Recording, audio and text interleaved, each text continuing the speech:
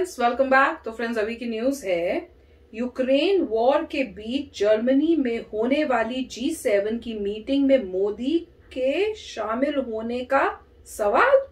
क्या मतलब? चले तो वीडियो देखिए, पता चलेगा कि मोदी जी ने क्या डिसाइड किया कि मैं नहीं जाऊंगा कि क्या है। तो चलो वीडियो शुरू करते। वीडियो शुरू करने से पहले अगर आप चैनल पर नए हो और आपने अभी तक सब्सक्राइब नहीं किया है तो जल्दी से पहले सब्सक्राइब के बटन और बेल आइकन को क्लिक कर लो ताकि आपको हमारे सारे न्यू वीडियोस के नोटिफिकेशन मिल जाए जैसे हम अपलोड करें। अगर आपको वीडियो पसंद है प्लीज लाइक एंड शेयर। चलिए शुरू करते हैं। यूक्रेन में जारी जंग और उस पर भारत के रुख को लेकर भारत की मोदी सरकार पश्चिमी देशों के निशाने पर है। रूस के साथ भारत की सालों पुरानी दोस्ती और इस गंभीर मसले पर भारत के न्यूट्रल रवैये को लेकर अब जर्मनी ही एक ऐसा कदम उठा सकता है जिसे भारत का अपमान भी माना जा सकता है। ब्लूमबर्ग की खबर के मुताबिक जर्मनी में इस बात पर विचार हो रहा है कि जून में होने वाली G7 ग्रुप की मीटिंग में पीएम मोदी को न्योता भेजा जाए या ना भेजा जाए। G7 दुनिया के सबसे पावरफुल और रईस देशों का संगठन है और इस साल जून में इसकी मीटिंग का आयोजन जर्मनी के शहर बावरियान में होना है। मेजबान होने के नाते जर्मनी को हक है कि वो इसके सदस्य देशों के अलावा कुछ और देशों को भी इनवाइट कर सकता है। यानी इस बार G7 की मीटिंग का मेजबान जर्मनी मोदी को न्योता भेजने या न भेजने को लेकर कश्मकश में है।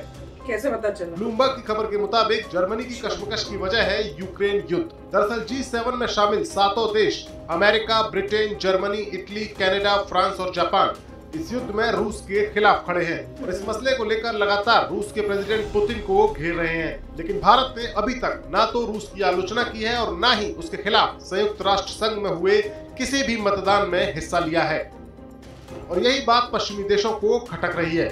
यही नहीं, भारत ने अमेरिका के दबाव के बावजूद रूस के साथ कच्चे तेल की डील भी कर ली है। लिहाजा जर्मनी की सरकार में शामिल कुछ लोग भारत को सबक सिखाने की नीयत से मोदी को इस बार की मीटिंग में इनवाइट न करने की दलील भी दे रहे हैं। हालांकि इस मसले पर कोई भी फैसला अभी तक नहीं हो सका है। अगर जर्मनी मोदी को न बुलाने का फैसला करता है तो ये उसका पाखंड ही होगा, क्योंकि जर्मनी अमेरिका के खेमे का वो देश है जो रूस से सबसे ज्यादा गैस खरीदता है और बाकी नेटो देशों की तरह उसने अभी तक यूक्रेन की कोई भी बड़ी सैन्य मदद नहीं की है। लेकिन भारत की आजाद विदेश नीति पर जर्मनी को ऐतराज है। एक वक्त था जब रूस भी इस ग्रुप का मेंबर था, तब उसे G8 के नाम से जाना जाता था। लेकिन साल 2014 में रूस के क्रीमिया पर कब्जे के बाद रूस को इस ग्रुप से बेदखल करके इसे G7 का नाम दे दिया गया। यानी पुतिन विरोधी इस खेमे में पुतिन के दोस्त मोदी को बुलाने या न बुलाने पर मंथन चल रहा है। इससे पहले साल 2019 में फ्रांस में हुई G7 की मीटिंग में मोदी शामिल हुए थे। तो मतलब फ्रांस ने बुलाया। साल 2020 में तब के अमेरिका के प्रेसिडेंट डोनाल्ड ट्रंप ने कैंप डेविड में होने वाली G7 की आउटरीच मीटिंग के लिए मोदी को इनवाइट किया था, लेकिन कोरोना के चलते ये मीटिंग नहीं हो सकी थी। और साल 2021 यानी पिछले साल लगातार तीसरी बार भारत की बढ़ती हुई ताकत के मद्देनजर ब्रिटेन के पीएम बोरिस जॉनसन ने पीएम मोदी को इसकी मीटिंग में शामिल होने का न्योता भेजा था। हालांकि कोरोना महामारी के चलते मोदी इस मीटिंग में वीडियो कॉन्फ्रेंस के जरिए ही शामिल हुए थे। ऐसे में एक बड़ी आर्थिक शक्ति बन चुके भारत के पीएम मोदी को इग्नोर करना G7 के लिए आसान भी नहीं होगा। तो फ्रेंड्स, मुझे न्यूज बिल्कुल नहीं अच्छी लगी। अब ये कह रहे हैं कि वो सोच रहे हैं, आई होप ये इन्फॉर्मेशन ठीक ना हो और वो ऐसा सोच ना रहे हो, क्योंकि इससे रिलेशनशिप्स बहुत खराब हो जाएंगे। उन्होंने नहीं बुलाया मोदी जी को तो इंडिया के साथ रिलेशनशिप्स बहुत खराब हो जाएंगे जर्मनी के, क्योंकि ये तो गलत बात है यार। आप और अगर आप इस बेसिस पे कर रहे हो कि इंडिया क्योंकि तेल लेता है रशिया से, वो तो बहुत क्लियरली इंडिया ने भी बता दिया और आप सबको भी समझ में आ जाना चाहिए कि भैया इंडिया जो है वो सिर्फ 1 to 2% जो है वो लेता है तेल रशिया से। और बल्कि इवन जब मैंने ये वीडियोस देखी थी ना, तो इतना कमेंट्स में कई ऐसे कमेंट्स आ जाते हैं जो अपसेट कर देते हैं आपको। तो मैं उसके बाद खास गई और मैंने यहाँ के जो ब्रीफिंग होती है जो प्रेस के साथ करते हैं, वो मैंने पूरी ब्रीफिंग सुनी जिसमें हर चीज के बारे में बात होती है और जो मीडिया वाले थे वो पूछते हैं। तो उसमें जितनी मैंने पूरी 44 मिनट्स की वो पूरी वीडियो देखी, जिसमें बीच बीच में कई रिपोर्टर्स जो है इंडिया के साथ जो टॉक्स उसके बारे में बात कर रहे थे। तो जो वो लेडी है उन्होंने इतनी क्लियरली बोला कि देखो जो इंडिया है जो वो लेता है सिर्फ 1 to 2%। ये अमेरिकन जो है वो बोल रही थी जो उनके व्हाइट हाउस की रिप्रेजेंटेटिव है। तो उन्होंने क्लियर किया मीडिया को कि भैया देखो इंडिया जो है 1 to 2% ही लेता है और हमारी कोशिश यही होगी कि इंडिया के साथ कि वो उनको कोई दूसरा सोर्स कोई और ऑल्टरनेटिव जो है वो दिया जाए या उनके पास हो जाए, ताकि उनको उसकी भी डिपेंडेंसी नहीं हो। और उन्होंने यही हम कोशिश कर रहे हैं कि बाकी जो यूरोपियन कंट्रीज भी हैं उनकी भी जो इतनी डिपेंडेंसी है ऑयल की रशिया के साथ, वो भी उनकी भी कम हो। तो हम ये प्रॉब्लम जो है सब कंट्रीज के लिए सॉल्व करने की कोशिश कर रहे हैं। तो बहुत क्लियरली बोला। और उन्होंने कहा कि भैया जो इंडिया कर रहा है वो, हमने कोई सैंक्शंस नहीं लगाए हुए तेल पे। कई मीडिया वाले ऐसी क्वेश्चंस पूछ के जैसे होते ना, तो उन्होंने फिर बोला कि हमने कोई सैंक्शंस नहीं लगाए हैं तेल के ऊपर, ऑयल के ऊपर। हमने सिर्फ सैंक्शंस अपने यूएसए में लगाए हैं कि हम नहीं लेंगे।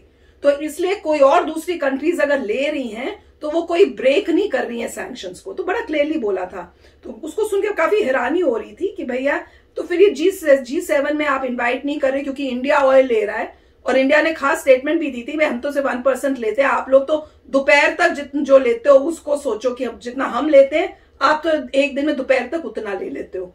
तो फिर उस बेसिस पे आपको ये करना, I don't think that is right.